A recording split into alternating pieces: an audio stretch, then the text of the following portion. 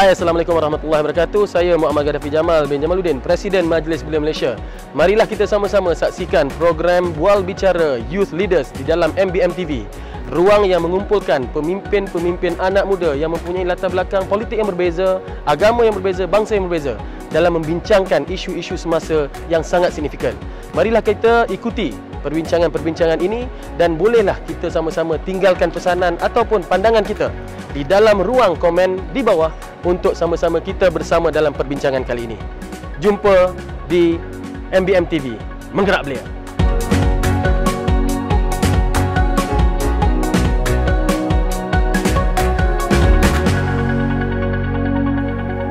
Assalamualaikum warahmatullahi taala wabarakatuh. Salam sejahtera. Anda bersama saya Ahmad Fahmi Samsudin, Naib Presiden ABIM dalam program Bual Bicara Youth Leader. Kita bersiaran di Majlis Belia Malaysia dan topik kita pada kali ini kita akan bicarakan berkaitan dengan membela nasib belia Sabah dan Sarawak. Dan kita bawakan pada hari ini tokoh belia kita mewakili Sabah dan juga tokoh beliau daripada Sarawak. Dan kedua-duanya akan mengupas berkaitan dengan topik ini. Saudara Azwan Marjan, Timbalan Presiden Majlis Belia Negeri Sabah dan juga Profesor Madya Dr. Madeline Perma. Beliau merupakan pensyarah di Fakulti Ekonomi dan juga Pengurusan Universiti Kebangsaan Malaysia. Baik, kita mulakan dulu diskusi kita berkaitan dengan isu ni. Saya mulakan dengan tokoh belia kita. Sejauh mana sebenarnya nasib belia di Sabah dan Sarawak terbela? Terima kasih. Pada pendapat saya, nasib belia Sabah dan Sarawak ni agak jauh juga ketinggalan. Saya boleh katakan berbanding dengan belia-belia yang berada di semenanjung Malaysia ini. Dan banyak isu-isu yang berlaku di Sabah dan Sarawak yang mana ada di semenanjung tapi tidak ada di Sabah. So ini sangat penting untuk pihak kerajaan sedia ada ataupun kepimpinan pada masa akan datang untuk mengambil serius bagi menangani jurang yang agak jauh dan besar ini. Ada kos yang mungkin kata isu-isu yang mungkin berbeza tadi itu, apa yang mungkin boleh di-highlight sikit untuk kita bicarakan lagi? Okey, antara topik yang paling hangat ialah peluang-peluang latihan kemahiran yang masih kuranglah berbanding di semenanjung kalau jika dibandingkan di Sabah dan Sarawak. Juga dari segi peluang pekerjaan yang mana belia-belia Sabah lebih banyak merantau ke semenanjung Malaysia dan juga ke negara Singapura untuk bekerja di sana kerana tidak ada sektor industri yang berlaku di Sabah dan Sarawak ni. Ini yang menyebabkan banyak peluang tidak banyak peluang pekerjaan yang dapat disediakan di Sabah dan Sarawak. Dan selain daripada itu, kalau kita lihat standard gaji minimum Sabah dan Sarawak juga berbeza. Dan kenapa ada beza itu? Sabah 920, Sabah Sarawak 920 gaji minimum dan semenanjung 1000. Jadi sedangkan kalau kita lihat orang Sabah, orang Sarawak juga membayar cukai yang sama dan harga barang pun sama dan ada yang lebih mahal lagi berbanding harga barang di semenanjung. Jadi saya kira ini amat penting sebab ini adalah antara isu-isu belia yang sangat hangat diperkatakan juga dari sudut sektor pekerjaan awam di mana allowance tidak sama. Allowance pekerja awam daripada semenanjung datang ke Sabah bekerja di Sabah lebih besar berbanding allowance pekerja awam yang berasal daripada Sabah bekerja di semenanjung. Ya, mungkin tadi kita setuju ada isu, ada beberapa indikator yang diberikan antara pelatihan, ada segi aspek penggajian, peluang pekerjaan dan sebagainya. Prof sendiri berada di sini, adakah itu juga menggambarkan bahawa Prof tidak dapat peluang untuk berkhidmat di Sarawak sebagai contoh, ataupun itu sebenarnya peranan yang dimainkan oleh anak Sarawak berada dalam konteks kita sebagai sebuah negara Malaysia itu sendiri? Okey, terlebih dulu saya mengucapkan terima kasih kepada MBM kerana sudi menyebut kami berdua ni. Ini sangat penting ya, sebab kalau kenapa saya sebut saya tekankan terima kasih ni, jarang sekali suara-suara daripada Sabah dan Sarawak ini didengar itu pertama. Saya wanita lah. Yes, betul. Satu wanita, kedua ialah masyarakat pribumi. daripada Sabah dan Sarawak ini. Jadi bagi saya nak kena sebut tu sebab ini adalah isu yang besar Sebab ini nanti mengapa saya amat menghargai apa yang dilakukan oleh MPM ialah kerana for the first time kita, bukan first time lah, mungkin ada juga ruang-ruang yang lain, tetapi bagi saya sampai adanya usaha, sampai recording, sampai adanya jemputan untuk kami menyuarakan, bukan mudah kami mendapat peluang itu. Okey, itu yang pertama So jadi bagi saya ucapkan baik, terima kasih. Jadi bagi saya nak menyokong apa yang disebut oleh saudara siapa tadi nama Azwan. Sorry, okey. Bagi saya sebenarnya dia ada dua pandangan yang berbeza, okey. Kalau you lihat apa yang telah dilakukan oleh kerajaan, kita tidak boleh nafikan usaha memang banyak telah dilakukan. Tetapi yang menjadi persoalan dia sekarang, yang memberi itu di satu tahap yang satu, yang menerima itu lain. Kami di Sabah dan Sarawak masih merasakan bahawa masih banyak lagi yang kami perlukan. Bukan bermakna kerajaan tidak melakukan, tetapi mungkin benda itu ada yang tidak sampai. Okey, dan kalau sampai pun mungkin dia hanya sampai ke bandar. Yang kami di Sabah Sarawak lagi hebat, kami ada 4 kategori. Bandaraya, bandar, luar bandar dan pendalaman. Di Semenanjung you tidak ada pendalaman, yang you ada cuma sampai tahap luar bandar. Jadi maknanya kalau sekadar naik kereta sampai.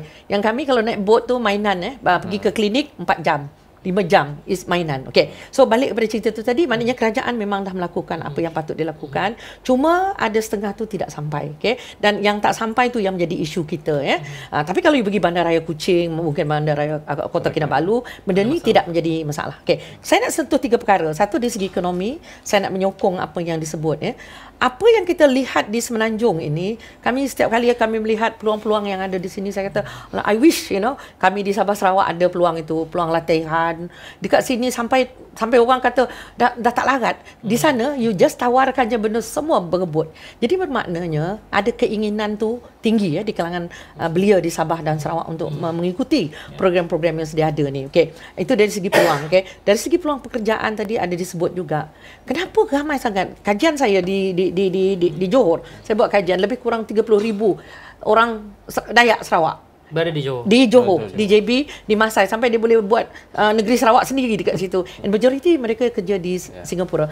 Kenapa mereka layak di Singapura, tetapi kenapa mereka ini tidak dapat mendapat pekerjaan di Sarawak? Itu soalan yang perlu kita jawab perasaan orang muda ini. Dia kata, kenapa kami boleh pergi ke Singapura? Kami okey di Singapura, kami boleh diterima, tapi kenapa orang Melayu tidak boleh menerima kami? Istilah orang Melayu tu memang agak negatif. Okey, yang kedua yang saya nak sentuh ialah dari segi isu sosial. Daripada kami melakukan TN50 hari itu, we have a talk on TN50. Ada isu-isu ni dah mula muncul tau, masalah pergeseran ini. Bagi saya lah yang perlu kita tangani, perasaan yang tidak puas hati di kalangan Sabah, remaja di Sabah dan Sarawak. Mereka merasa mereka terpinggir. Adakah itu juga antara lain menyebabkan berlakunya istilah Sabah for Sabahan, Sarawak for Sarawakian? Dalam erti kata itu, ketidakpuashatian ditonjolkan dan mereka disalurkan kepada kumpulan yang tertentu. Boleh juga. Tapi sebenarnya itu lebih kepada politik bagi saya. Maknanya benda ini diambil perhatian oleh politik. Sebab saya tidak mengkaji kisah. Memang benda itu ada, Sarawak for Sarawakian, Sabah for Sabahan kan. Tetapi jadi apa yang ingin saya jelaskan ialah maknanya kalau ketakpuasan hati ini dah berlarutan daripada kita merdeka sebagai sebuah negara sampai sekarang tidak ditangani ataupun tidak tidak ada usaha untuk kita menyelesaikan masalah ini, maka benda ini boleh diambil kesempatan. Itu bagi saya. Okey, kalau tengok Azwan sendiri, adakah Azwan sekarang ni memimpin Persatuan Belia? Azwan sebenarnya adalah merupakan individu kelompok yang representatif. Maksudnya belia di Sabah sebagai contoh mendambakan peranan Azwan mewakili suara mereka supaya suara mereka terpilih. Ya, sememangnya kita di Majlis Belia Sabah, kita adalah satu badan induk pertubuhan belia di peringkat negeri Sabah, yang mana kita adalah sebagai rakan kongsi kepada Kementerian Belia dan Sukan Negeri Sabah. So, di Sabah dan Sarawak kita ada kementerian sendiri. Jadi sememangnya Majlis Belia Sabah adalah satu entiti yang amat penting untuk membela nasib ataupun membangunkan belia-belia di negeri Sabah. Kita ada banyak program, signature program yang dilaksanakan, dianjurkan oleh Majlis Belia Sabah dengan kerjasama Kementerian Belia dan Sukan Sabah itu sendirilah. Jadi itulah seperti apa yang kita lihat. Kita agak sukar sedikit oleh kerana kalau kita lihat dari segi kemudahan awam dengan prasarana yang masih kurang yang ada di Sabah Sarawak. Saya ambil contoh. Contohnya macam sukan permotoran. Ahli yang ataupun jumlah golongan belia yang menyertai sukan permotoran di Sabah bukan sikit, beratus ribu orang. Tapi tidak ada mini litar, ada litar mini yang dibina di Sabah dan Sarawak. Terus dibuat di mana tu? Buat sendiri. Jadi dorang ada buat biasanya akan buat macam kalau drag sendiri ada 30,000 ahli, itu baru drag, belum lagi drift. Belum lagi yang motosikal dan sebagainya. Dan dorang hanya buat di kawasan airport lama. Untuk pertandingan-pertandingan inilah. Dan itulah yang mendorong kepada gejala-gejala sosial lah, seperti lembah haram dan sebagainya. Sedangkan di Semenanjung ada beberapa negeri yang ada militer itu. Kenapa di Sabah dan Sarawak tidak ada? Baik, kita akan bincang lagi berlanjut berkaitan dengan soal potensi dan juga kebolehan dan juga apa sebenarnya yang boleh kita angkat untuk kita bawa kepada perhatian pimpinan utama negara. Jangan ke mana-mana, kembali selepas.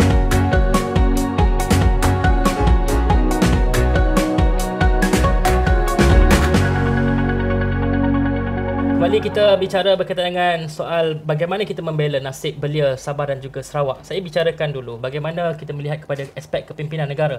Kita ada menteri yang in charge bahagian pendidikan datangnya daripada Sabah dan juga Sarawak. Jabatan Perdana Menterinya, sumber manusia yang in charge bahagian kemahiran. Itu suara-suara yang disebutkan oleh kedua-dua panel tadi.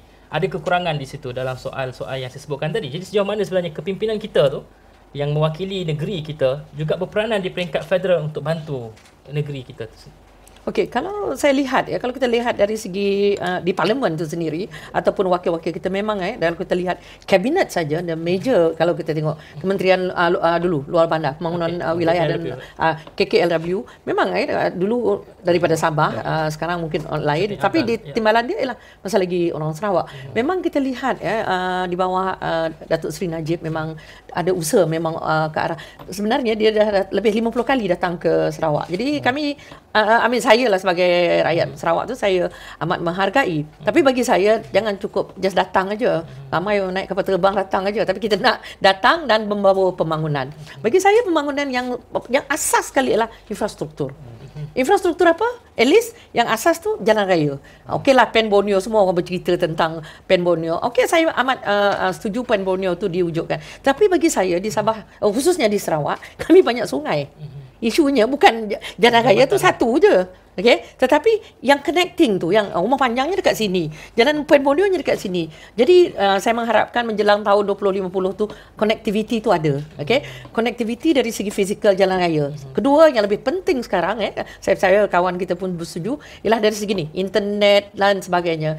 IR4 access lah. Yes, accessibility tu sangat penting. Banyak kampung tu dia dipanggil kampung tanpa wayar, betul-betul tak ada wayar. Okey, dan kedua yang saya nak juga sentuh selain daripada infrastruktur jalan raya, sekolah. Sebab sekolah daif banyak lagi di Sabah dan Sarawak.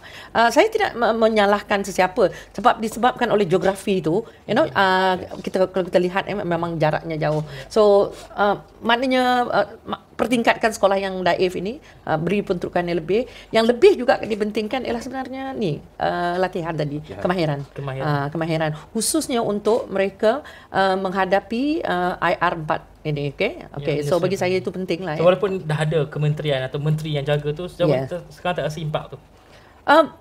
Menteri sekadar menteri, tetapi bagi saya seperti yang saya dah katakan sejak kebelakangan ini zaman Datuk Seri Najib memang kalau kita tengok bajet dari segi bajet saya every year saya analyse memang antara yang tertinggi lah kami dari Sabah Sarawak. Itu kita tidak nafikan. Soal pressure tu ada ke? Kalau kita tengok seolah-olah macam bila Datuk Seri Najib datang sampai 50 kali ni seolah ada soal pressure tu sendiri. Dan kalau tengok kepimpinan sebelum ni arwah Tan Sri Adnan Satim dan juga mungkin Sabah tu persoalan kita nak jadi pemimpin yang bising nampak hasil ataupun kita nak ambil pendekatan diplomasi senyap tapi berlaku.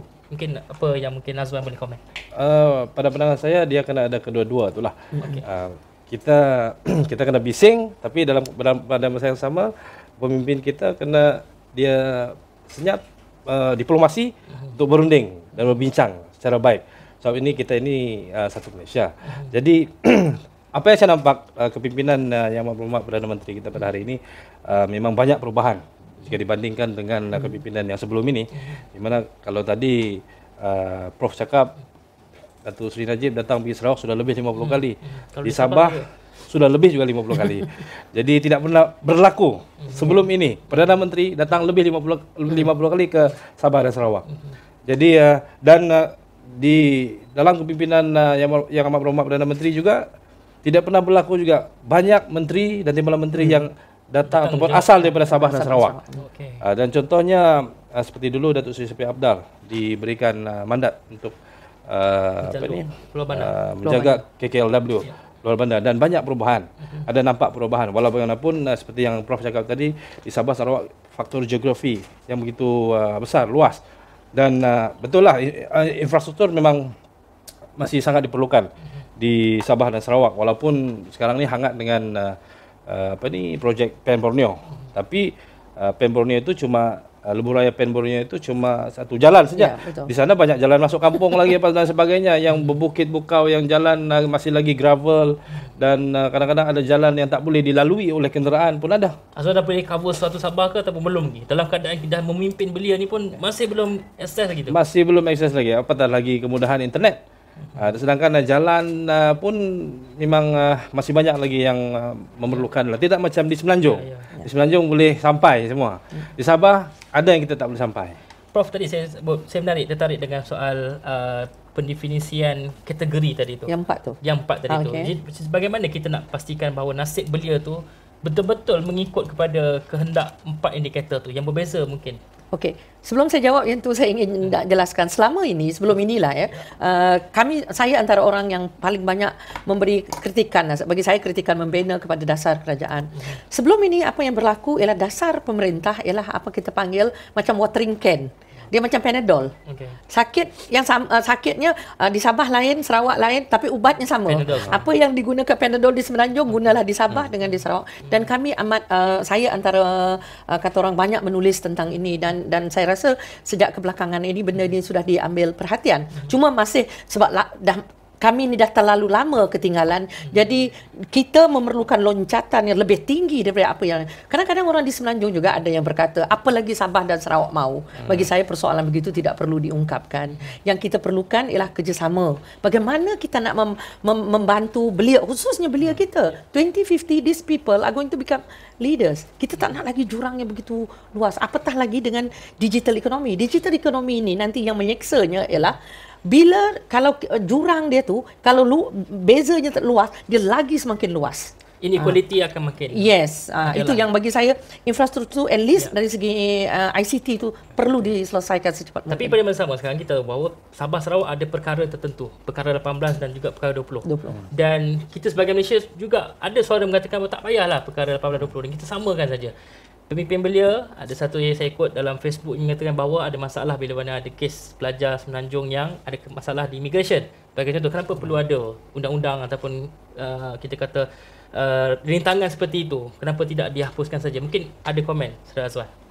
Saya setuju dengan apa yang diperkatakan oleh Prof tadi, di mana jurang itu, apabila jurang Sabah dan Sarawak dengan Semenanjung agak jauh beza, itulah gerakan-gerakan SSKM Sabah Sarawak keluar daripada Malaysia itu wujud. Bila terlalu jurang itu terlalu jauh. Kenapa tidak kalau macam tu bagus lagi Sabah dan Sarawak keluar jadi negara. Dahulunya kita sebuah negara. Jadi itulah yang perlu diusahakan. Itu saya pernah membentangkan ini dalam Majlis Perundingan Belia Negara. Kerajaan yang sedia ada pada hari ini perlu membuat sesuatu. Untuk mengecilkan jurang itu supaya tidak perasaan kecewa, perasaan sakit hati daripada Sabah dan Sarawak ini yang terasa disisihkan, dipinggirkan itu tidak ada. Jadi itulah cuma agenda perkara 20 itu memang adalah agenda politik yang dibawalah untuk segelintir ahli-ahli politik sebagai mereka punya tarikan modal. Jadi tapi pada saya sebenarnya secara pribadilah saya tidaklah berapa setuju dengan slogan Sabah for Sabahan. So, we are Malaysia. Kita sudah bersetuju, pemimpin kita yang dahulu sudah bersetuju bersama-sama dengan Persekutuan Tanah Melayu Sarawak dan Sabah untuk membentukkan Malaysia itu sendiri. Jadi bila kalau kita laungkan ini seolah-olah sedangkan di Semenanjung ini beratus, bukan sikit, ratusan ribu belia Sabah yang berada, sudah kahwin, sudah beranak pinak, apa semua di Semenanjung Malaysia ini. Dan tak mustahil juga, Prof. Itu juga kita dengar saban tahun, dan kita sekarang bersedia untuk menghadapi pilihan raya bila masa dari sekarang. Bila disebutkan Sabah Sarawak itu disilahkan sebagai deposit, safe deposit bagi kerajaan. Adakah itu mengguris perasaan ataupun kita bangga dengan itu? Saya bukan orang ahli politik, tapi kalau kita rata-rata lah, kalau kita baca tulisan tentang itu, seringkali mengatakan bahawa Sabah dan Sarawak sebagai safe deposit lah kan. Tapi saya tidak melihat begitu. Bagi saya, the government itself, if it is strong, it is strong. It doesn't, you don't require a deposit. Apa yang dituntut oleh Sabah dengan Sarawak ialah apa yang dijanjikan semasa pembentukan negara itu. Macam tadi bila disebut tentang immigration, why do we need an immigration dan sebagainya. Benda itu sudah kita persetujui. Yang itu kita sudah persetujui. Sama juga persetujuan yang untuk supaya duit RM1 dibagi pada 4 negara. Negeri pada negara pada ketika itu.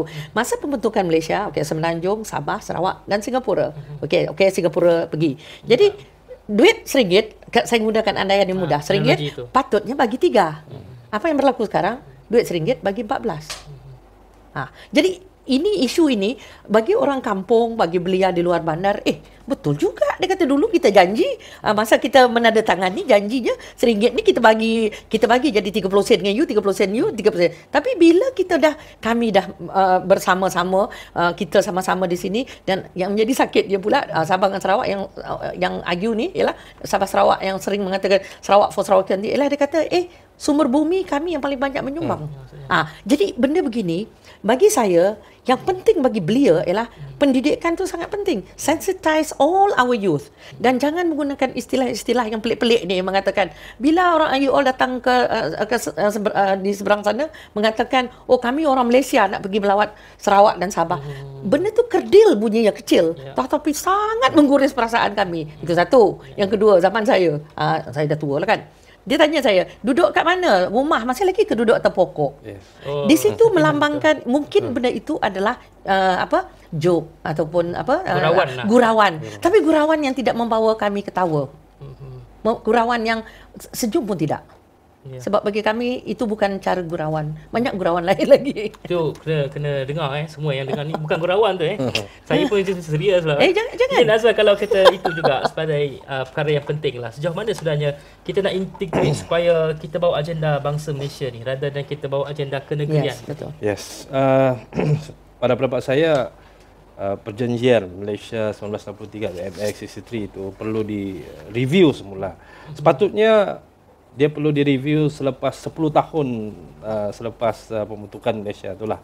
Tapi dengan suara-suara daripada pemimpin daripada Sabah, daripada Sarawak dan yang berhormat Perdana Menteri, kalau kita lihat sudah mulai cuba untuk revise balik apa mana yang perlu dipenuhi, segala apa perjanjian, persetujuan yang telah dimeterai semasa pembentukan Malaysia dulu. Jadi ini saya rasa memberikan impak yang besar untuk kesatuan kita menjadi satu bangsa di Malaysia ini. Ya, mungkin kalau saya dengar juga seolah macam ada satu task force sampai pergi ke London, pergi ke Sarawak, kajian balik.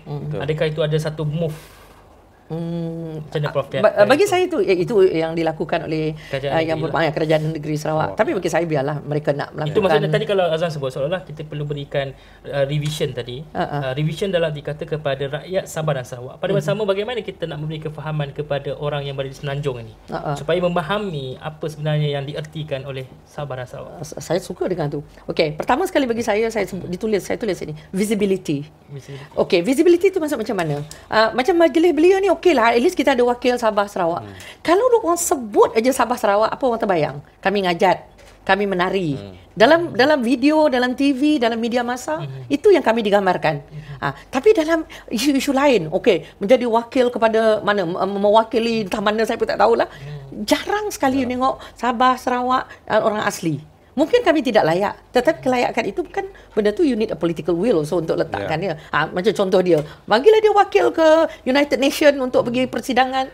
Sejauh mana Azwan, peranan belia Sabah ataupun Sarawak diberikan pengiktirafan kepada peringkat dunia? Pada pandangan saya, memang ada pengiktirafan yang telah diberikan kepada belia, tapi masih tak signifikan lah. Tak signifikan lagi lah. Memang masih lagi tidak signifikan berbanding dengan belia-belia yang ada di Semenanjung inilah. Jadi saya kira perlulah lebih ramai lagi belia-belia di Sabah yang perlu diangkat. Kalau diikutkan, kita telah membuat kajian di mana ramai juga di kalangan belia yang telah menyumbang kepada negara di peringkat internasional level. Betul. Banyak, tapi cuma dia selepas dia menang dan sebagainya terus dia diam. Terus tidak ada apa yang kerajaan buat untuk angkat dia sebagai ikon lah. Mungkin Prof sebagai akhirnya, bagaimana kita nak pastikan bahawa nasib belia Sabah ni bukan semata-mata kita mewakili Sabah dan Sarawak, tapi kita nak sebutkan bahawa ini adalah merupakan agenda bersama rakyat Malaysia. Bagi saya yang pertama sekali ialah dia mesti ada political will. Political will itu sangat-sangat penting. Satu, itu keinginan. Tapi bagi saya dia juga mesti ada apparatus dia. Maknanya alat tu mesti ada juga in place. Tak cukup hanya kita melaungkan masa waktu nak pilihan raya je. Tapi maknanya benda tu mesti ada dalam peringkat policy dasar. Selagi dia tak ada dalam peringkat dasar, maka kita hanyalah sebahagian daripada Bumi Putera aja. Bila kami dimasukkan dalam Bumi Putera, pencapaian orang Melayu tu yang ke depan tu, kami bukan kami lah, maknanya belia Sabah dengan Sarawak akan terkabur oleh data itu. Dan kalau kita tengok data, perlu disegregate juga. Kenapa orang kata nanti specialnya Sabah Sarawak? Memang dia special sebab dia memerlukan bukan Sabah Sarawak je, tetapi saya rasa orang asli daripada Semenanjung Malaysia. Kalau you all memerlukan lompatan 2 kali ganda, kami memerlukan mungkin 10 kali lagi untuk belia. Beri mereka peluang. Beri mereka peluang, dan MBM telah berikannya dalam platform ini sebagai permulaan dalam soal diskusi dan pendekatan polisi, kaedah dan juga apa tindakan susulan itu sudah pastinya terletak kepada tanggungjawab kepimpinan semasa bukan saja di Sabah dan Sarawak tetapi kepada Malaysia secara umumnya. Saya ucapkan terima kasih kepada kedua panel kita, Prof. Madlin Mermah dan juga saudara Azwan Marjan di atas program Bual Bicara Youth Leader ni. Assalamualaikum dan jumpa lagi.